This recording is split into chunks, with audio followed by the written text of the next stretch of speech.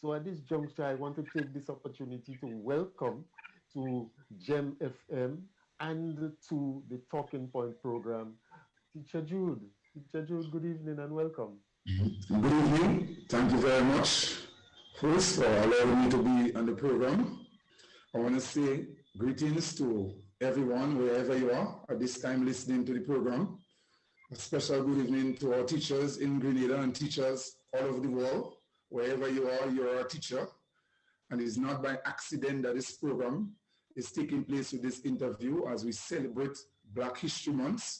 There is a relationship with the struggle in Grenada with teachers and workers, public workers, all over the world, whether public or private, and a correlation with the Black History Month. So I really want to thank you for the opportunity to be on that program tonight and to let Black people know wherever you are that you are very special and important, hardworking and unique, creative, and your contribution and our contribution all over the world is quite invaluable and noteworthy, and that we must stand strong and we must not allow all the oppression and all those things that have been creating problems or suppression all these times. We have to fight against it, fight the struggle, rise up and be strong and continue to move on. Yes, Teacher Jude, well said to get us started off here, this evening. We are going to have, as we move along, poems and different kind of thing, but we have you here and we are going to continue that conversation. And you are offering yourself to become the new president of the Grenada Union of Teachers. What would have driven you to aspire to that level, to want to become the president of the Teachers Union? All right, so once again, my name is Jude Bartholomew. I've been a teacher, qualified teacher for the past 28 years. It's a Martin Nicholas RC School, Crucial. I've been involved since the inception of a teacher in childrenism. I've been an ordinary, simple guy who have understood working class struggle since a little boy. We have always had to struggle for everything. It has not been easy. And those things has brought consciousness for the working class in terms of, and I'm the kind of person who have a special love and feeling, appreciation for ordinary, simple people, their struggles and our struggles together. And be involved in trade unionism from the time I've been a teacher. I've been the president of St. David's branch, that is my own special district, St. David's. And then I've moved on to the national level, being a trustee at the national executive of the Grenada Union of Teachers. And then after a few years after, I have contested the election as the second vice president. And now I'm in the position of the first vice president of the Grenada Union of Teachers. So this is almost, you may say, closest to the throne as you may be. So right now I feel that I have the experience in terms of what it takes, all right, to contest this election on March 10th as the President General. And I do so because of the love for teachers, because of the love for workers, knowing that the struggles that we have as teachers are a wonderful group of people in Grenada here and all over the world, always making the sacrifice and such. But unfortunately, we don't get the deal and we don't get the respect and the appreciation and the economic reward that we're supposed to get. And it has always been a struggle. And listening in terms of to past persons who have dedicated their lives for all the benefits and such that we would have had, now we take it for granted. We cannot allow it to die. And so I'm a person who I'm very truthful in terms of I have that love and respect in terms of our teachers and other workers. And because of that drive and inspiration and all those things, I feel that I'm capable in terms of I'm ready to give myself a service for the Grenadian teachers to be able to help them. Okay. So are you offered yourself, how many other competitors are there in the race? And so for the top position as President General, I'm a worthy opponent, Sister Connie McQuilkin from St. Andrews. Also, she's also contesting the election for President General. And there are other persons at a lower level, first vice president, second vice president, secretary, assistant secretary, trustees, and treasurer. These are the elected positions of the Grenada Union of Teachers. Okay. Now, you say that you have always been involved in struggles on behalf of teachers, and you've been a part of the Teachers Union for many years now. What would you say are some of the challenges that teachers face presently? What are the most prominent ones that you can speak to at this point in time? Well, some of the challenges that teachers and other workers face, public workers face, for example, the pension issue,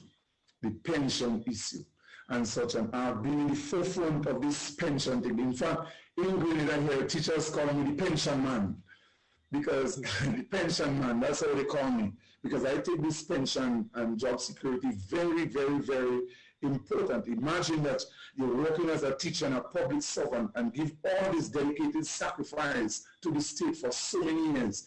And when you approach age 60, or reach age 60, you have to go home empty-handed, going home in poverty, all right, and those things. And this is in the consciousness of teachers after you have given all this dedicated service. So the pension issue. Now, pension, we take these things for granted, but pension, the 1958 Pension Act in Grenada has secured a pension for all public servants after you have made 26 and 2/3 years in the public service. And after the revolution and such, although the constitution was suspended, when it was restored, also the then government would have gotten rid of the Pension Act for teachers and for public servants, which is wrong, because to do so, you need a 2/3 majority with a referendum with the public to be able to do so. So a lot of teachers and public workers, we are in a problem now, facing that sort of problem when persons work hard and such and are about to retire, and you realize that you are going home empty-handed. It is not fair, it is not wrong. It is wrong. So as a result of that now, we have been fighting the government, taking up that issue and such. The government did come with a plan and said that they will try to, restore that pension stuff and give us some benefits. Unfortunately, they did not live up to the expectations, and so the matter now is in the courts. This matter now is in the courts. And so we are warning with our public, teachers, public workers, the Grenadian public, to give that support to their voice and such, so that this matter will not just be locked in the courts, but that it will be heard and such, and justice, economic and social justice, will be in the making for our teachers and such, and public officers, for our just pension and gratuity. Okay. So you have the issue of pension and gratuity. Are there any other prominent issues that the GUT is addressing at this point in time? Yes, we have. So besides pension and gratuity, we have a problem also with teachers. Well, some teachers, most teachers are temporary for a long time, and then you have contract work. So when I started as a teacher, after 2 years, once you are recommended by your principal and such, and you're doing a good job, automatically you are upgraded, to in terms of a teacher with permanent status. Now, for some strange reasons, you see what the government is giving now is that contract work. And contract work, basically for a teacher and other public workers, there are no such job security there. So insecurity, you have persons who, and contract, you may say, without permanent for so many years. Some teachers and public officers, 16 years, 10 years, 5 years, and such.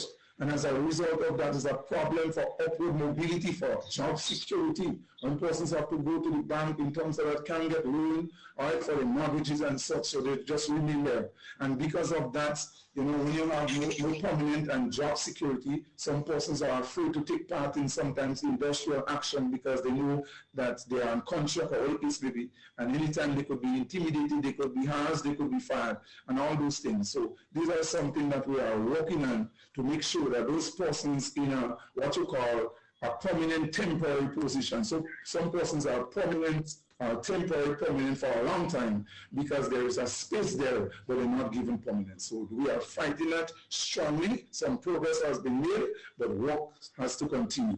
until every teacher, every public officer who is in that situation, some sort of justice is being done. Then we have other major issues. So we have study leave for teachers. You know, some teachers, you can't remain stagnant in the system. You want to upgrade yourself, educational opportunities and such. And the government, in terms of saying that teachers should upgrade themselves, educate yourself, take the opportunity to learn, to do a bachelor program or a master's program, or to go to teachers' college. Or what you find is that some teachers are having problems to get a study leave in terms of to go to study. Or the delay for the time off to do those things, and this is a major issue.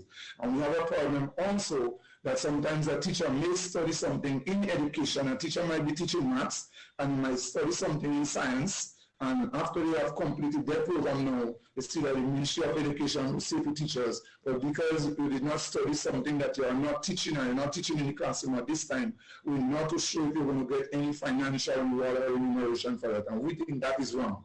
All right, so once you're a teacher, it doesn't mean that you might still teach maths or science or language or whatever for the rest of your life. You might just move on something else in education and stuff. So that is a matter that we are fighting. So we are fighting in terms of temporary workers, for study leave, for the pension.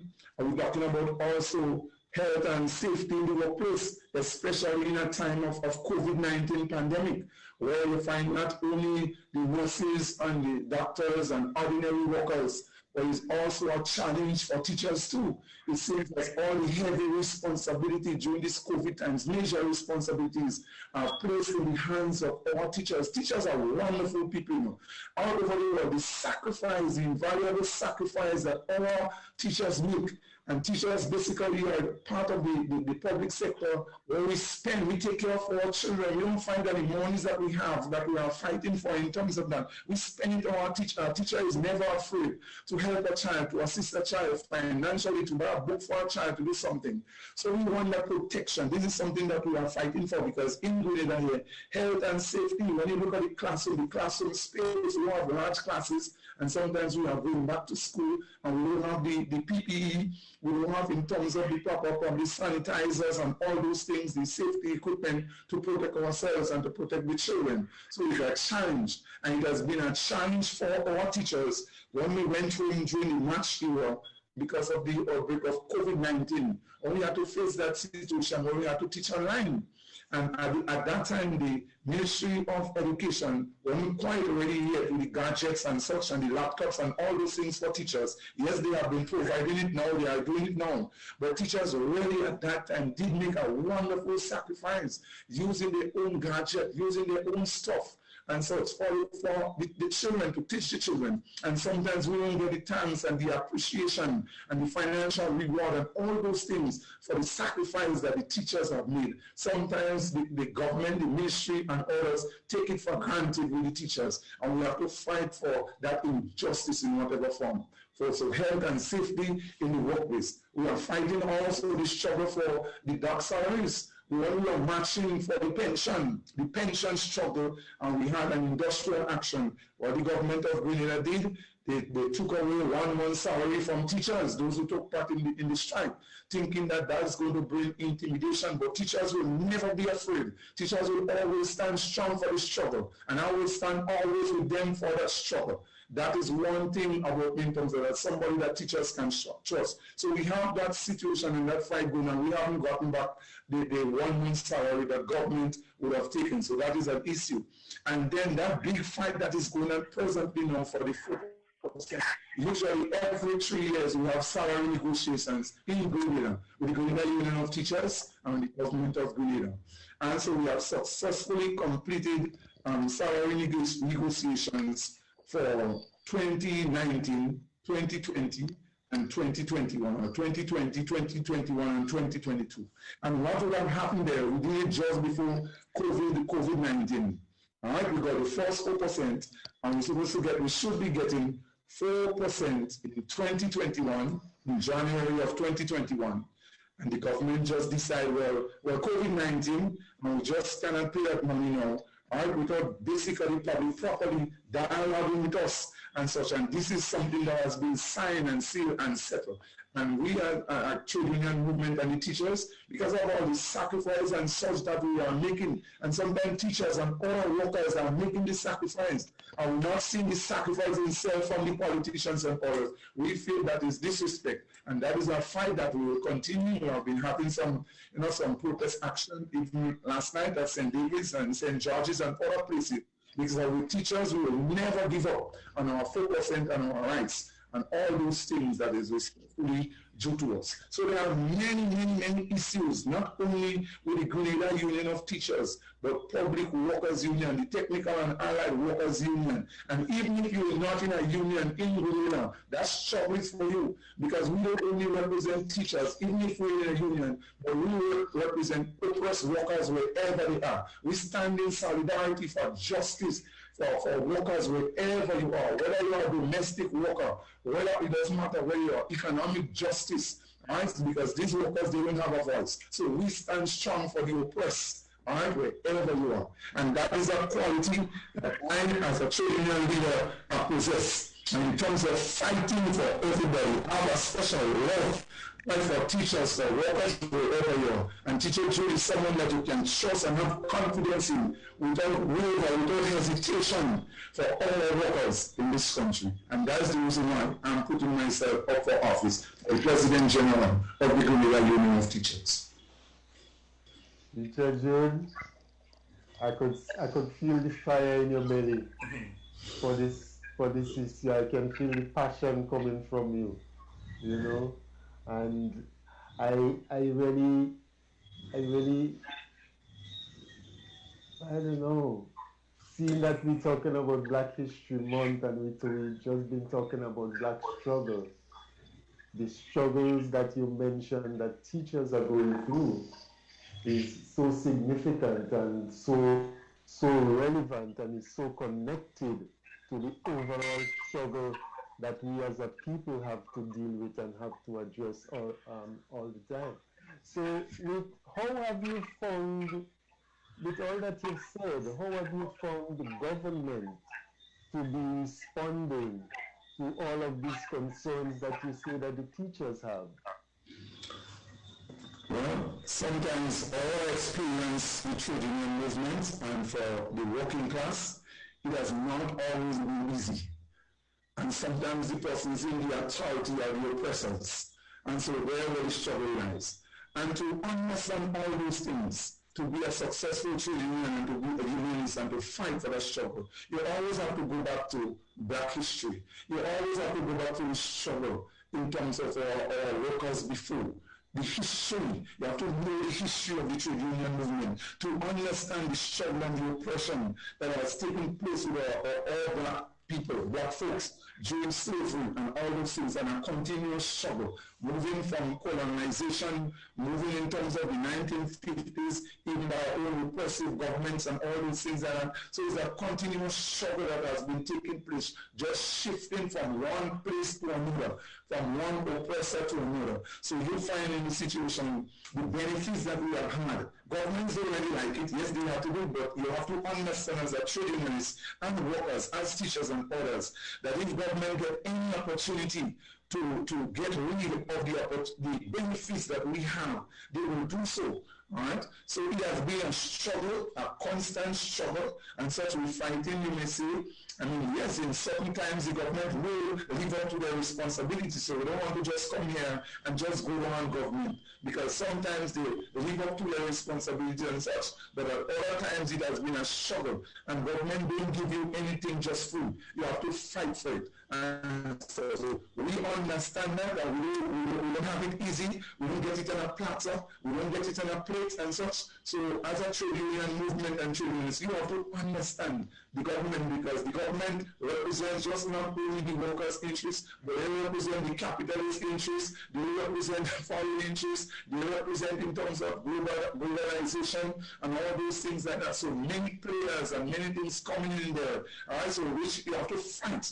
And you have to be strong Right? Powerful, strong, and understand what we are going through is just not a struggle just today, but it has been a struggle for black people, for all workers, but especially black people who are oppressed for a long time, many years as you go back in history. As you understand slavery, as you understand plantation history, and you come to the 50s, you come to the 70s, you understand the struggle, it will put you in a better position to understand what you are in, what we are fighting for, what we are fighting against, and all those things will empower us to move on. So it's not easy, but we're going to get there. At this point in time, before I move on with the conversation, I want to recognize and acknowledge the standing co-host of Talking Point, Brother Delbert Baptiste. Good evening and welcome as usual. We had a very good session last night, and you're back with us. And I want to welcome back once again to the Talking Point platform.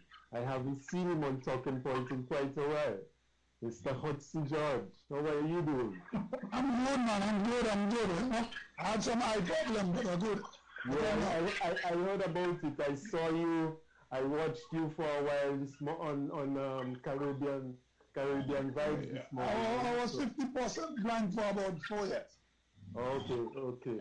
All right. Well, it's good to know. It's good to know that the situation is being addressed, and I wish you a speedy recovery and hope you'll be back to full flight.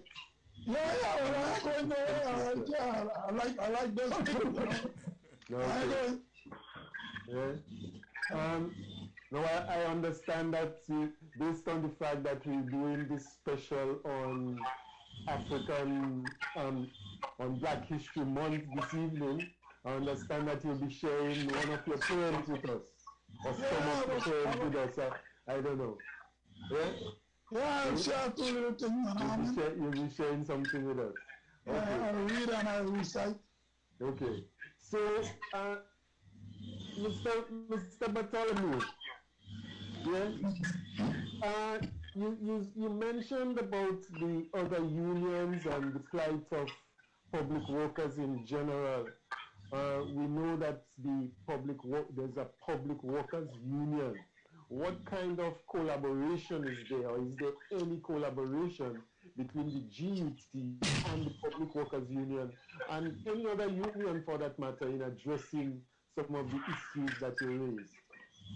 Yes, because there has always been collaboration, because no one union could make it alone. No one trade union movement could make it alone, especially in this era of globalization and such. So we have to find in terms of support and collaborate. And in Grenada here we have the Trade Union Council, which is an umbrella for all the other unions and such, various unions and associates, including the police and prisons and those things. Those persons are institutions. They cannot really take part in industrial activities, but they lend support. The Public Workers Union, the Technical and Allied Workers Union, and other unions have been working together collaboratively in terms of some of the struggles. In fact, on the protest action that we had even last night, the Technical and Allied Workers Union and the Public Workers Union and other members were there in the struggles, because this struggle is not just for the Grenada Union of Teachers. The struggle with the dark salary has affected other members, the public workers. The pension issue is not only for teachers, it's for the public workers and such, the public sector. Even the 4% issue now is not only for teachers, all the unions. So no one union could just fight the government alone, because the government has the resources, and no one institution could just fight in terms of the private sector and such. Because we understand that we must collaborate, especially in this new era. All right, so the strategy in terms of owner, we have to understand that the resources that we have and such, the financial resources, sometimes you are limited, and so it will hinder what you can do. So the smart thing to do in this era is to collaborate, and that's what we have been doing.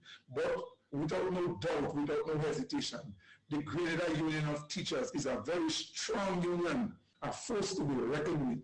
and will lead the way for all the other unions. Now, the President General, I believe he is, of the TAU, of the Technical and Allied Workers Union, Andre Lewis. He is also the Labour Senator, okay? And it's been a while now, not just during this time now, I've heard him previously, and I've also heard the president of the Public Workers Union using a term which they refer to as the election cycle promises. And recently again, when a press conference was held with representatives of the three unions, someone was representing your union. I don't remember the gentleman's name, but Andrew Lewis was there and Miss Roberts was also there. And the issue of this election cycle caveat came up again. Can you speak to that issue and what that means in real terms? I must confess that I was already privy to that interview in terms of the context, in terms of which you are speaking with and the authority to speak it right now, because I haven't really heard the interview and such. So I don't want to say too much on it in terms of election promises. But to go on another level, it is very clear to see, based on our history, Caribbean history and such, Caribbean politicians and such and all over, they make a lot of promises and such to the electorate and such.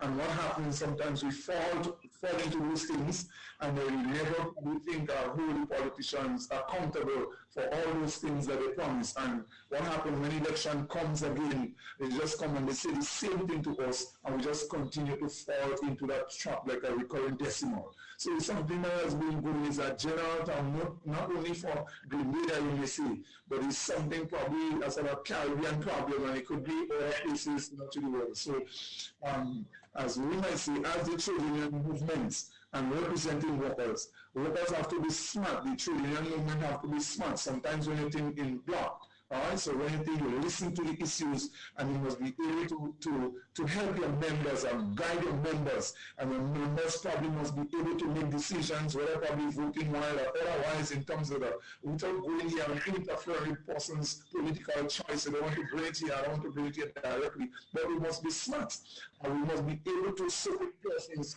who represent our interests. Our interests. So many times we put persons into office and we do those things and we have to fight for all the things that we say we want, and we put them there making the promise that they will give us this, that and the other, and we have to fight like we have to get it, and we don't hold them responsible, and then they still come back the same time next time around and say we're going to do this, that and the other and so. So if we continue to do those things, then we become our biggest enemy. Alright, so we have to be wise, we have to make strategic decision in terms of and hold other politicians and hold other persons responsible in terms of when they say they're going to do this and when they say they're going to do that for us, we must test them to see whether they do it or not. Brother Delbert, I know you must be itching to say something in that conversation here. As the host of the program, I have no doubt that you must be itching to come in on the conversation here. Let's hear from you. Well, I wanted to know a little bit more. And, I have a complicated relationship with I don't know, John. We're getting some feedback. I don't know if it's me or somebody else. Yeah. Hello. Yeah. I sort of have a complicated relationship with unions. I was a member of the Public Workers Union for a very short time in Grenada. And obviously when I migrated, I was part of a union in one of my early jobs.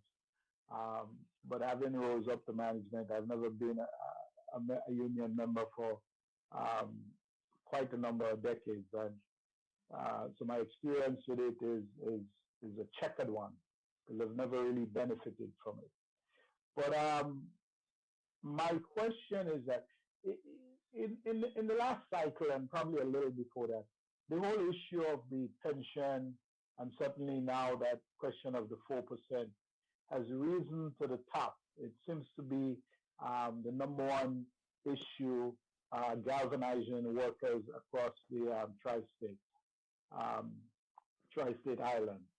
Um, my question to Brother Bartholomew is, why did the union take so long to take those issues seriously?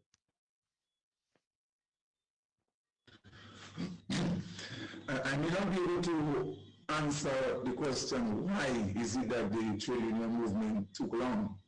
But I will answer and to say, right now in the present, I am involved, and this is something we're going to take very, very seriously. For whatever reasons, I think sometimes one of the weaknesses in the Grenada context is that sometimes, even as workers, we don't pay attention to issues. We probably don't pay attention to what is happening around us, and probably something might happen and then you have to fight. But I think the trade union movement have been fighting this for a long time. They have taken the matter to courts. A few years ago, the Armstrong case and such, and the judgment. And the judgment, yes, although Ms. Armstrong got her pension and such, but it wasn't really in the workers' favor.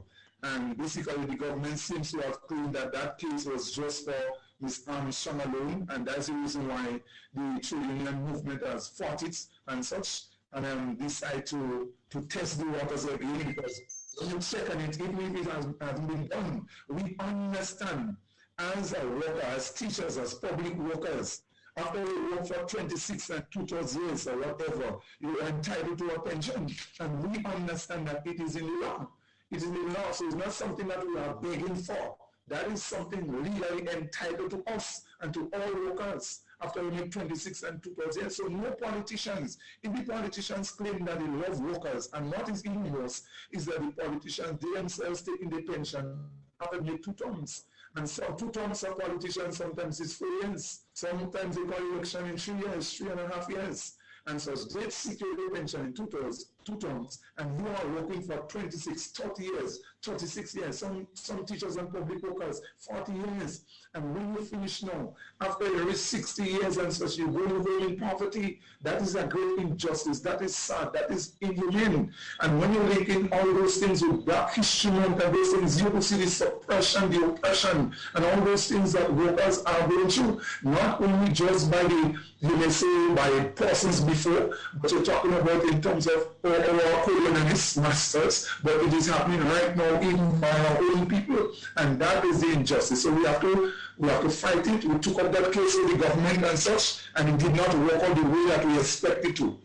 So the government tried to strike a balance with the different unions and such, with the 70% of our case. Their problem is they didn't want to give us gratuity.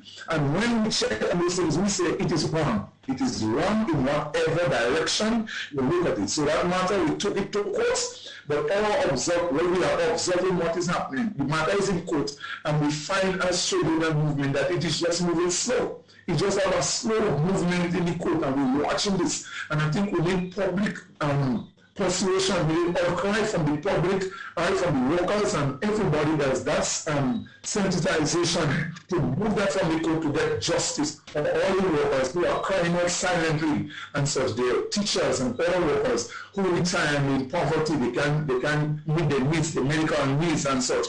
Almost people, begging, and every time they have a medical problem, they have to ask for requests for people to help them and such. This is wrong in this modern society. So yes, it might take long, and probably persons didn't have the eye on the ball when those things happen. But right now, we are taking that matter seriously, and justice must be done. Economic justice, social justice, whatever it is. So I have a follow-up, actually 2. One is that how strong is your union in terms of membership? Well, the Grenada Union of Teachers is about 1,800 workers strong. Basically, that's the cap, 1,800 to about 2,000. But the Grenada Union of Teachers is a formidable force. The Grenada Union of Teachers is one of the most powerful trade union movement in Grenada. All right, without hesitation, without doubt, the records are there. All right, and so 1,800 workers, the thing about it is that we are united. All right, teachers you're dealing with, so you're dealing with teachers. And when teachers have an issue, Yes, go ahead. But the GAT has allowed themselves to be manipulated over the years. How do you account for that? And right now, if you say you have 2,000 membership, I got two questions in that. One, if you were going to call not necessarily a strike action, but what are the term that's used for this? If you were going to call it for a demonstration, what percentage of your membership would physically show up to participate in that? I don't want to go anywhere here and say here tonight that the TUC is being manipulated. I don't have that authority to say that would be your opinion. No. That's not the question I'm asking. I'm asking as somebody who is a union leader, who is running for leadership. You say that the union is united. You say that it's not going to back down. That's my word for a lack of a better term. And that it is demanding. Listen, I believe in teachers, okay? I am what I am because of some really great teachers. So I'm saying it based on your gauging, because obviously if you're running for election, you have to be counting the numbers. So you should also be counting the numbers in terms of your level of commitment and support. So what percentage of the union membership would turn out for industrial action now? Whether it's 10%, 20%, 30%, 40%?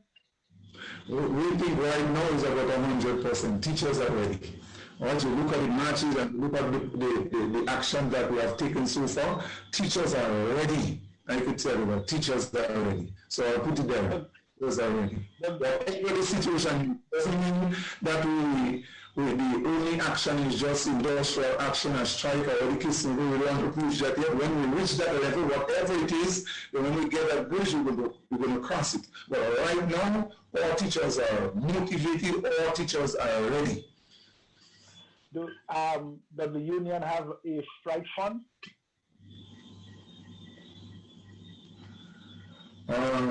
I don't want to get into that matter.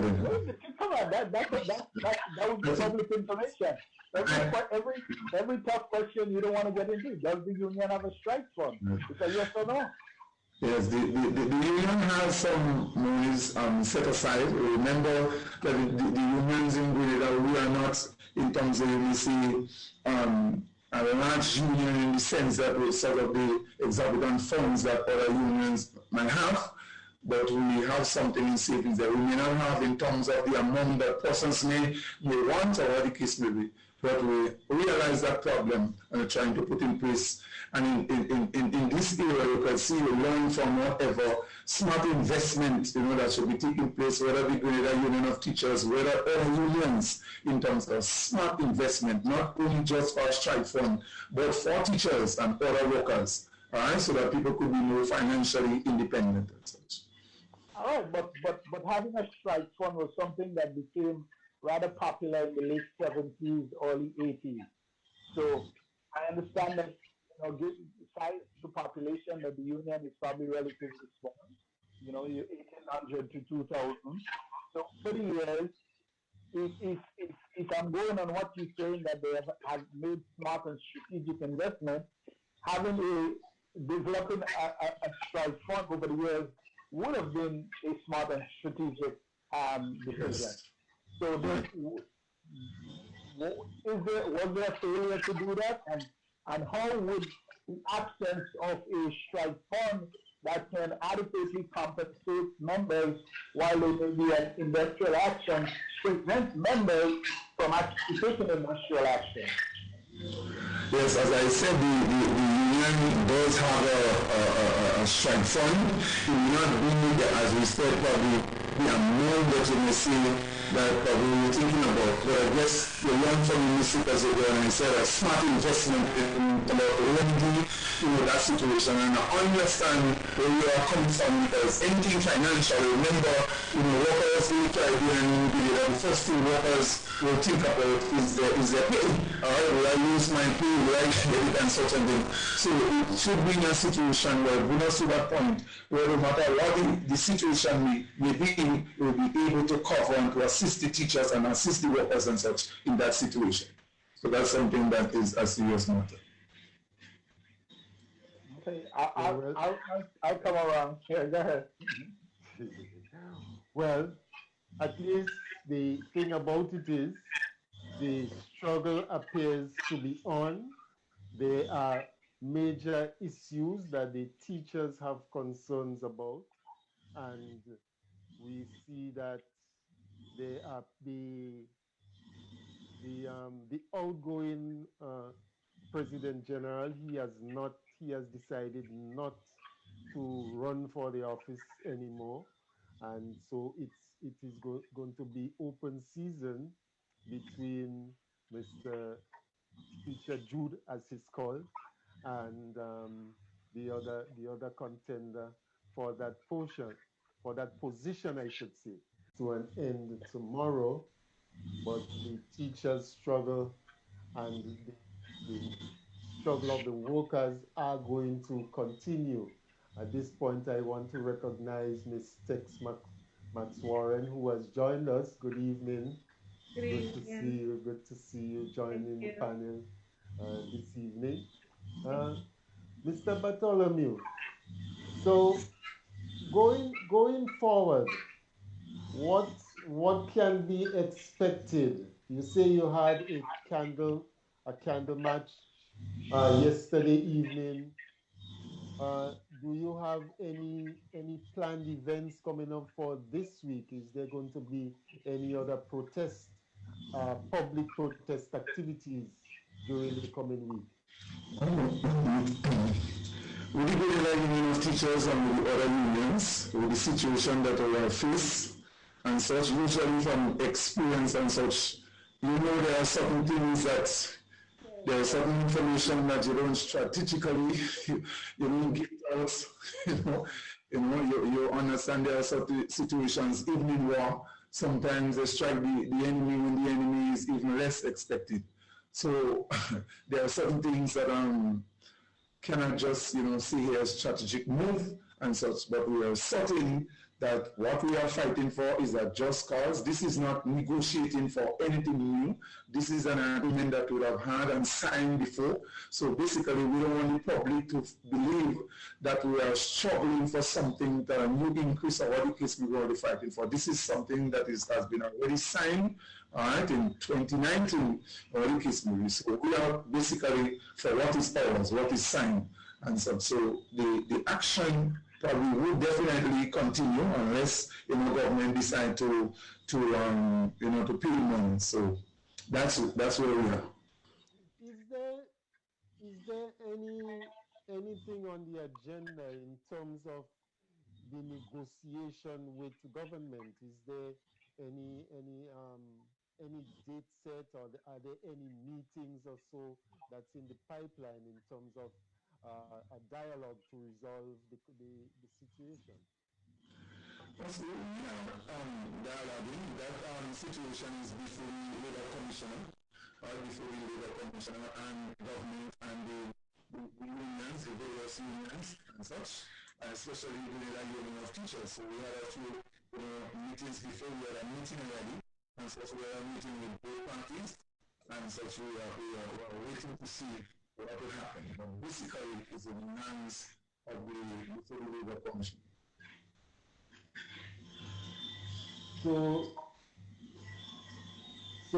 what would be the next step in the event that it's not resolved? The matter doesn't come to a conclusion with the intervention of the Labor Commissioner. What other options are left to the workers then?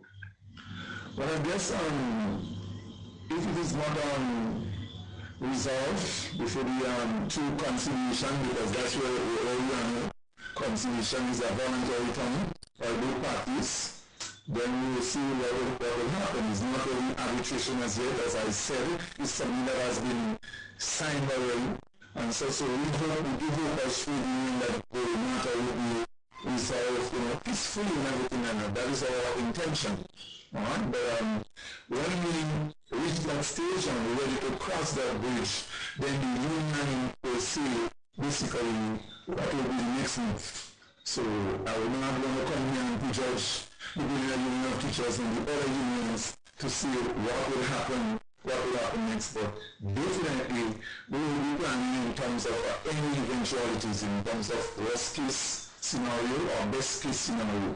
But we'll take it in strides as it goes.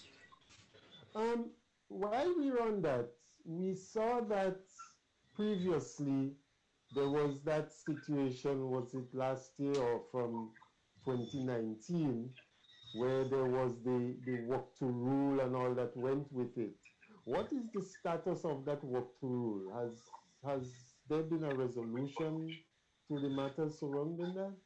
Well, basically, the work to rule is still in operation. The work to rule is still there, but basically, because of the COVID situation and such, cannot really have this sort of stringent manner in which we have it, because school sometimes has been shifted, sometimes online and in different situations. And we understand the situation. So even if we haven't really probably taken this sort of action that we have, because of the COVID situation, that doesn't mean to say that we forget the work to rule, and such. So we still.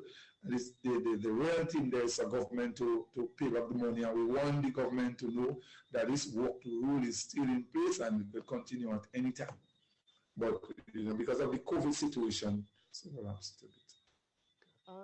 Speaking of the fact that the COVID has changed many things, and the classroom element is restricted, and you now have the e-learning component becoming much more prominent in our education circle. How has that gone so far? How would you rate it? What kind of success have you had, and what are some of the challenges that you have had to deal with this development? Well, I think that it was a real challenge for teachers. It was a real challenge for parents. And it has been still continue to be a challenge for students, for teachers, and for parents. And it's basically all over the world. You hear about the situation in the United States and in Canada and in other places. So it's a common theme and a common thread there when it comes to the e-learning. In Grenada here, because basically last year, 2020, everybody went home in about March 13th or 12th, somewhere around there. And what would have happened, probably nobody was really prepared for that situation. All right, so to be fair for everybody, you want to be fair and reasonable for the government of Grenada, the Ministry of Education. You want to be fair and reasonable for teachers and for parents. So this thing caught everybody by surprise. But teachers as there, I'm telling you, teachers in Grenada and all over the world, whether it be in the United States, whether it be in the Caribbean, teachers are a wonderful bunch of people. The sacrifices that teachers make, not only in Grenada, but all over the world, invaluable sacrifice. So you may say probably the Ministry of Education wasn't properly or adequately prepared in terms of the gadgets and such, the technology, the platforms for students and teachers. So we are caught off guard. There was a lot of training and such. There was a lot of stress in terms of emotional, psychological stress and all those things. Teachers, you find in that situation, weren't ready, especially sometimes the older teachers. All right, technology, the younger teachers and younger people will pick up faster and such. And these were some of the challenges to bridge that gap and to get everybody on board. Nevertheless, what did the teachers do? The Ministry of Education didn't have. Right now, they are giving laptops to the teachers in the primary school and the secondary school, all right, which is a good thing, and we applaud them for that, and trying to help us with the technology, whether for the younger teachers, the older teachers, to bridge that gap, all right? But you find that when around March, February to May, June, even in August, coming to September there, teachers had to take their phone, all right? People were dealing with our phones to help the children, dealing with the laptops and personal equipment, personal things that we have, and make that sacrifice in terms of helping the children. Some persons, this is one thing you have in terms of our personal space, all right? Our personal space, having to work at home. You have some persons' equipment who could have taken the load, so crashing of phones and different things like that. So children, on the other hand, you had parents that it was a difficult time for parents. Parents sometimes having to go to work, leaving their children at home. Some parents, one phone they have, They don't have the gadget, the technology. They don't have the laptops. Internet problems sometimes, or not every home or every village, or sometimes they are far in terms of that. And these are some of the situations and challenges sometimes you're facing with parents who are not equipped to help the children at home. All right, psychological stress, and what you find, there is nothing that could really take replace the classroom setting. Nothing that could really replace the classroom setting in direct face-to-face contact with children and a teacher. The smile is different. What you see online to what you have in a classroom setting, the one-on-one interaction in terms of directly assisting a child. When you're online and such, probably no real active learning is really taking place and such, and the stress, the psychological, the emotional stress, and all those things during this COVID era. So it is not an easy time, but I think gradually, and such teachers are becoming more and more au fait, and such we're dealing with that situation in Grenada. And sometimes in terms of rotation, children coming to school one day in, one day out, and such, the classroom space has been problems, because when you have the 6 feet or the 3 feet, some of the classroom space are small, limited, or the children cannot come to school at times. So you have the staggered approach. You have this situation now where sometimes teachers have to take on, even if the ministry may say, do this for COVID-19, the protocols and such, so all the responsibilities, the major responsibilities are left in the hands of sometimes teachers and principals to man their own schools and to take care of all those things while you have to teach. So it is not an easy time. And this is why I say teachers, you have to big up the teachers. Teachers have been doing well. The results from CSEC and all those things last year was the best in Grenada in spite of the COVID situation. And that's what we're saying. We cannot understand sometimes what is the logical reasoning, even by the government, in terms of not paying teachers their just reward. Because the sacrifice that teachers would have made during that COVID-19, teaching from home, using their own gadget, we didn't have to do it, but it's for the love of the children, the love of the children, the dedication for that service in ensuring that all children get a sound education. And the results on CXC and CSEC was the best last year. The children did very well. And who did it? Sometimes the teachers don't get it praise for it, but it's the teachers that make the sacrifice. I tell you, some teachers, they are working magic even over time and such, going the extra mile to make sure that what the children would have lost in a few months or so, they will regain it. And with all those things that the teachers have been doing, especially in this COVID-19, some teachers are buying in terms of all those things for the PPE. They are buying some of the things, hand sanitizers, although the government provides some, the Ministry of Education, but teachers are spending their money. That's one job, one institution where teachers spend on children. You might meet a child don't have the books. You meet a child with no lunch, the teacher will assist. You meet a child who having problem, the teacher is the nurse, the teacher is the doctor, the teacher is the judge. All those things coming together, assisting, helping. That economic situation from sacrifice and dedication from all teachers, not only in Grenada and in the Caribbean, but all over the world, is second to none. And we cannot see the logical reasoning in all those things when the teacher is under great pressure and making all this sacrifice, and the thanks that they get is just injustice in terms of government not paying that 4%. It is hurtful, it is painful and such, and that's where we are. Now, you mentioned about the provision of laptops and so to teachers from government. I know that since then there's also been distribution of tablets to students. How has that helped in addressing or alleviating some of the challenges you say that came when you first had the situation beginning in March of last year?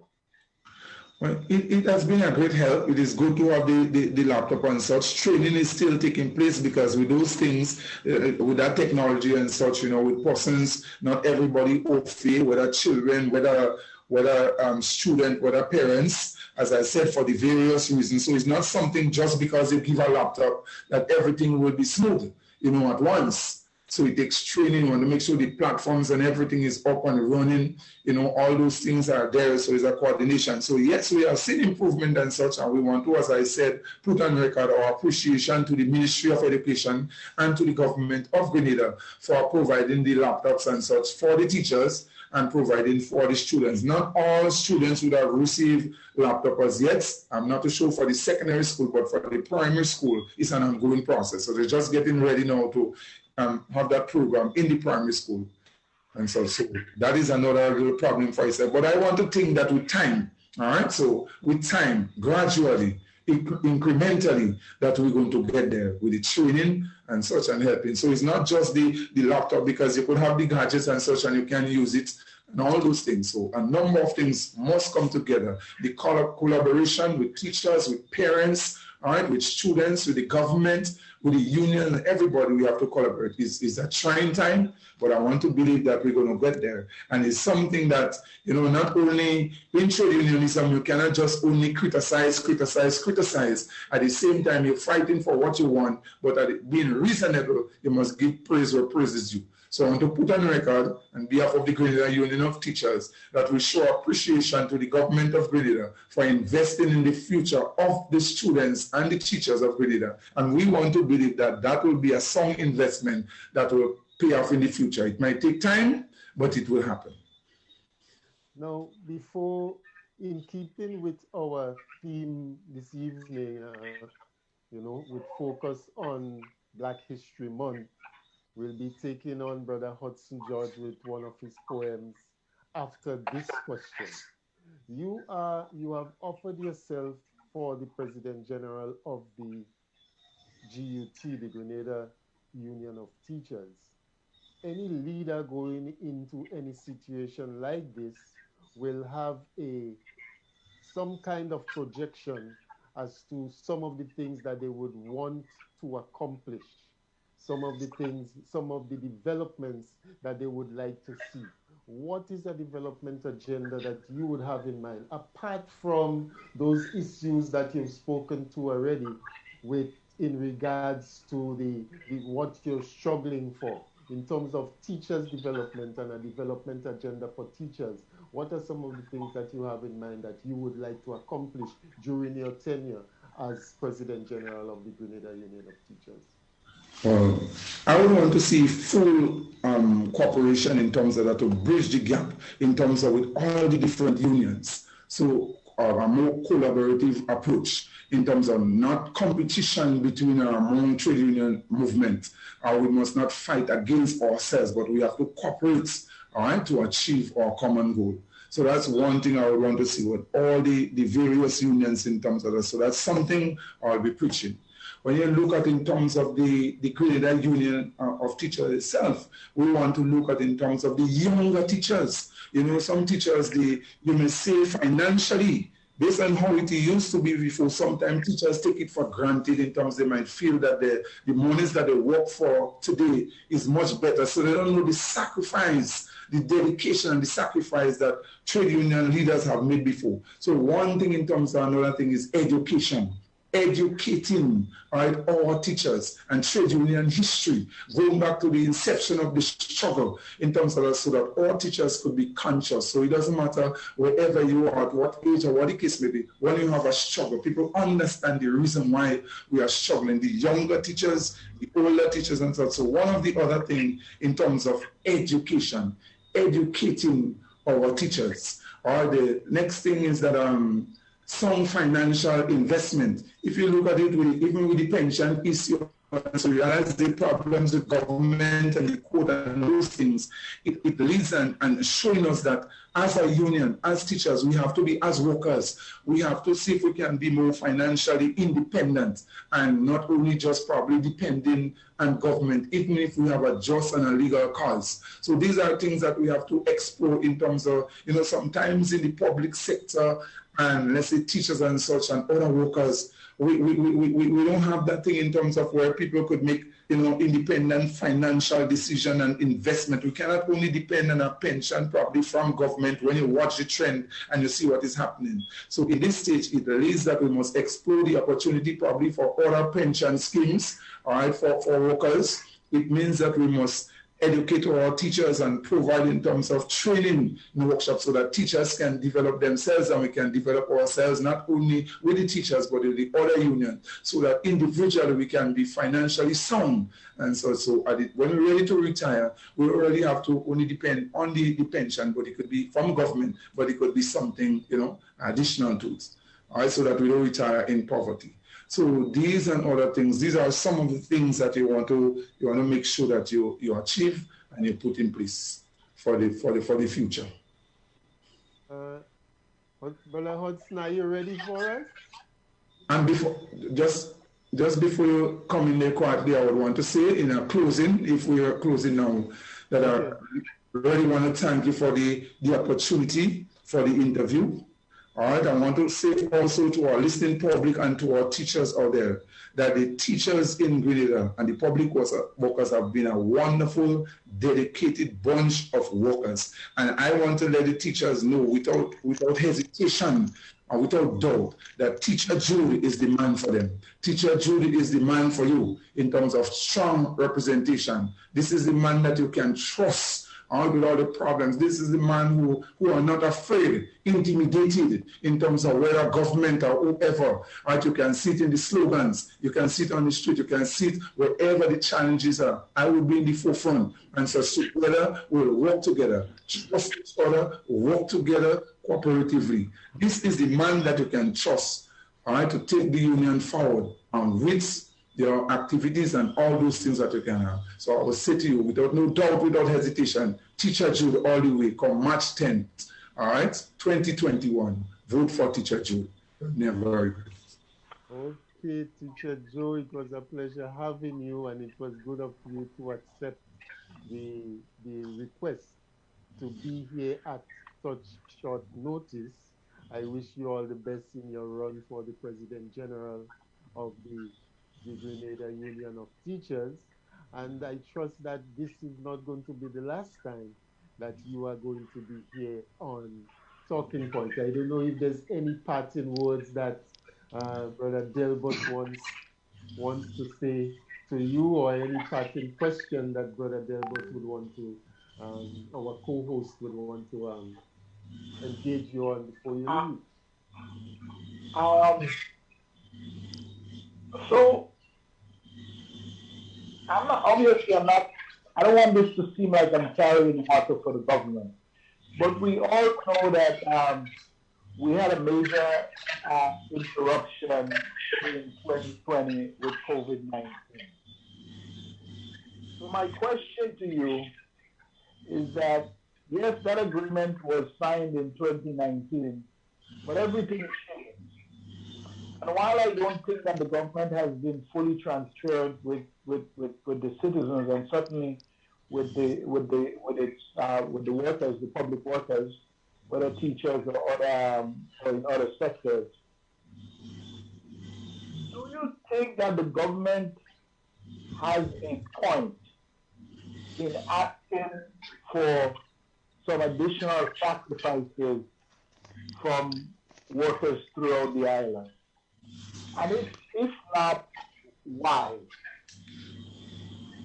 Because usually, and I'm going to throw it very carefully now, in a business, if things, there's a downturn in business and there's downward pressure on earnings, private companies or even publicly traded companies have an austerity plan in place to react to.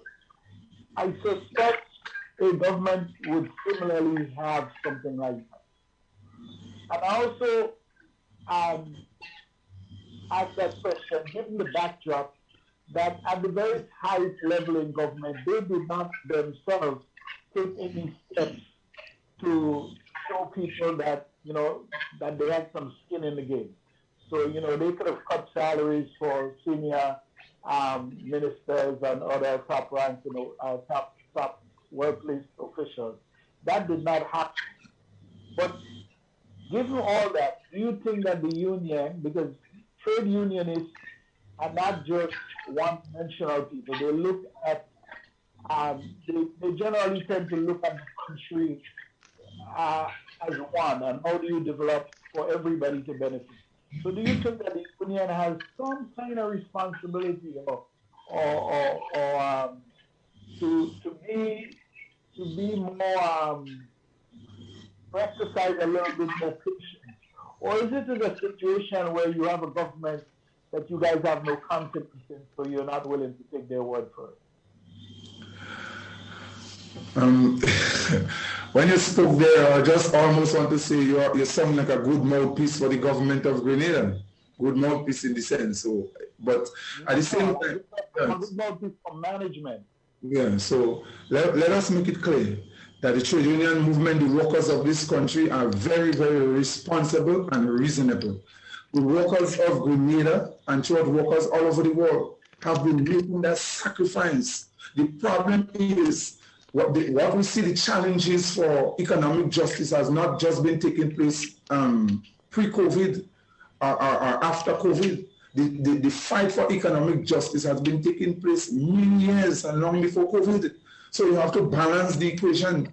You find that workers, you find that management in the private sector and both the public sector has been using in a large instance COVID as an excuse. We're not saying we are seeing the economic downturn, yes, and it must be a collaborative approach. Remember that in Grenada here, the workers have been making sacrifice all the time for many years. You go back to the history in Grenada here and you see many times the government of Grenada, they have been going back to the IMF. Who misuse sometimes the resources of the state is not the ordinary worker, you know. It's sometimes the politicians. And they do things and the workers have to pay for it. And if you check the history in Grenada here, workers have been making sacrifice. Every time the government of Grenada go to the IMF austerity measure, who they call on to cut off this? All right, even after Ivan and all those things, what would have happened? The workers would have been bearing the brunt of everything. And when Grenada comes back to economic soundness, what happened? All the sacrifice you make, you still have to fight, march on the street for something. Justice must be not only when there's a disaster. It must be a balanced and a collaborative approach. So you're seeing sometimes, if you want the union to be straight and come forward and you want persons to assist, government must at the same time do their part too. You see, politicians never give up the things that they have. They never give up their concession. They never give up in terms of the pension in 2 terms. They don't give up everything. Nothing they don't give up, but all what they do, call on the workers all the time. Workers have to live too. We have our families too. We have to take care of responsibility to our home just as everybody else. But you must see responsibility from the government. And so you must balance the equation and you have to see what they do. They don't have the monies or what the case may be, but the same government could buy the same government could buy Grenada from what? Where did they get in money to do that? Where did they get in terms of all those things? So is that collaborative? Yes. Workers will make that sacrifice, but government have to make it to or it must be true and honest. You're giving me what is called a shtick. You know, it's that kind of repeated thing, but it doesn't cover any ground. I asked a question, and some of the issues that you raised, I also raised it. I'm not here to take the government side. My question was simply from crisis management or effective management point of view.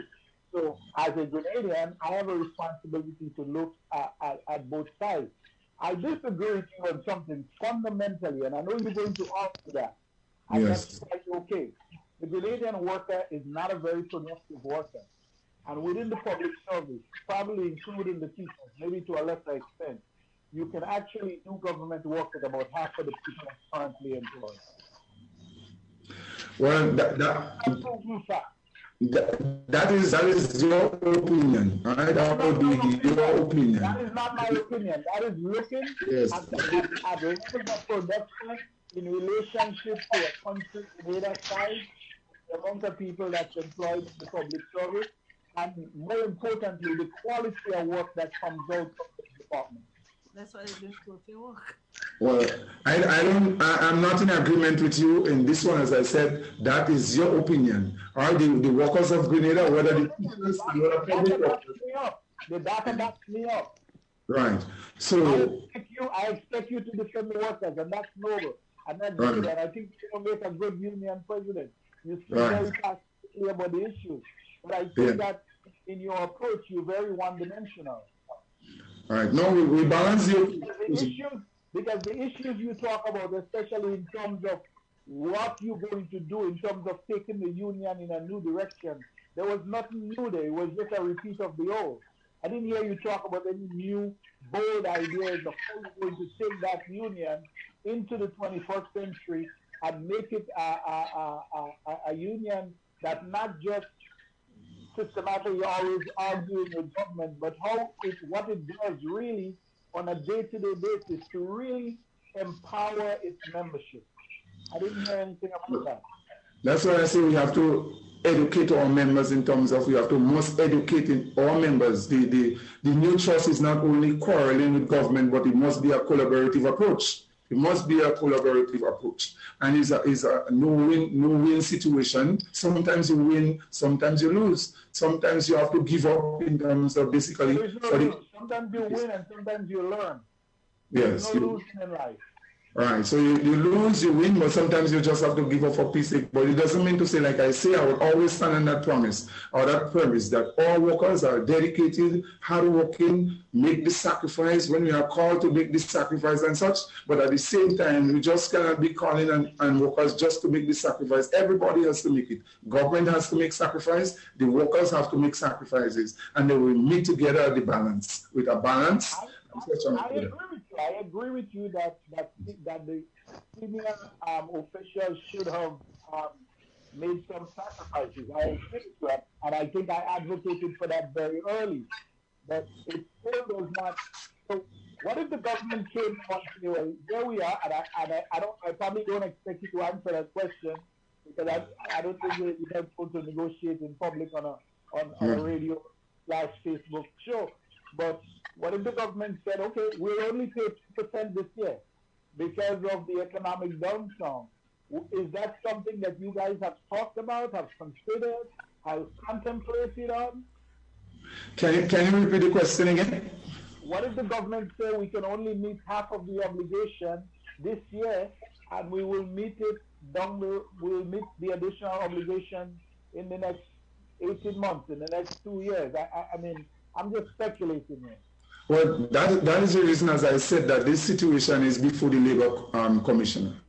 So we will see what will happen there. Discussion takes place before the Labour Commissioner, so all these things may come up. The thing about it, we want to see... You think the Labour Commissioner is an independent person? He serves at the pleasure of the Prime Minister. No, you cannot say that. I want to think that the Labour Commissioner is an independent person. All right, so that's what I want to think there. All right. Really?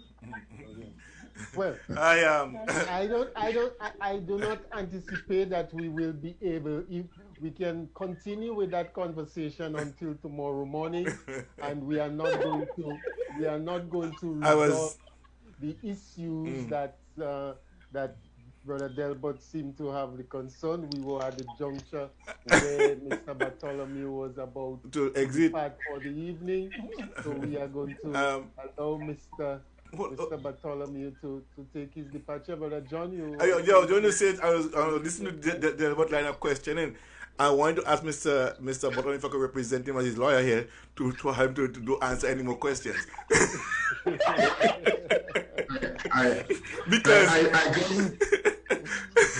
Because from a legal point of view, brother said it seems as though Delbert is speaking like a motive for the government, and I think he does play devil's advocate, knowing who he is. Mr. Bartholomew may not know who Delbert is, but I don't think he supports the government in that regard. However, I think he was trying to just pull out of you, but I want to represent you on this show as a lawyer here. You have the right to remain silent. Don't answer no question from Delbert. That's quite okay. Once again, thank you very much, Mr. Bartholomew, for coming. Yes, and once again, I recognize that, and it's those things that make you stronger. All right, those things that make you stronger. So, don't you think so that you would have gotten away with those sort of questions? I appreciate it very much. That will help me to make me stronger and wiser. And thank you so very much for me being on the panel. You're welcome, my brother. What part of Grenada are you from? That's the first question that you should have asked me. No. Not at all. Not at all. That's my brother. From Crochet. Okay. From St. David's. From St. David's. I have a lot of Bartholomew friends in St. Patrick's, you know, in Chantilly. Right. Area, so. All right. All right. All right, man. All right. One love, man. One love. One love. All right, Teacher Jude. Well, we hope Pablo. I hope Pablo will get you back here after the election, after your victory. After your victory. Yes. Thank you very much. Yes. All right. All right. All right. One love, All man. right, Teacher Jude. All the best. Yeah, man.